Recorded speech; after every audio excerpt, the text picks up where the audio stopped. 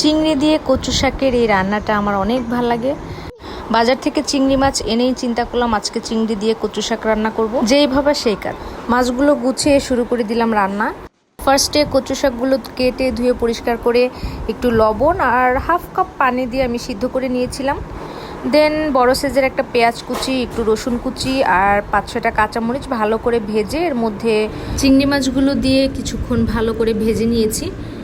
চুলার আঁচ medium to low হিটে রেখে এটা আস্তে আস্তে ভেজে নিয়েছি। আমি কোনো পানি অ্যাড করিনি। দেন সিদ্ধ করে রাখা এই যে কচু শাকগুলো এখানে এখন দিয়ে দিয়েছি আমি। এগুলো এখন এই চিংড়ি মাছের সাথে মিশিয়ে প্রায় 10 মিনিটের মতো আমি রান্না করে নিব। আর এই কচু শাকটা এরকম সবুজ সবুজ হওয়ার একটা কারণ আছে। আমি সিদ্ধ করার সময় কিন্তু কোনো ঢাকনা ইউজ করিনি। আমি না ঢেকে এটা সিদ্ধ করে তারপরে ভর্তা করে নিয়েছিলাম।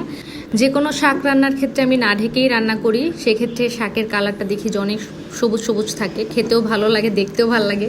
আমার শাক রান্না শেষ।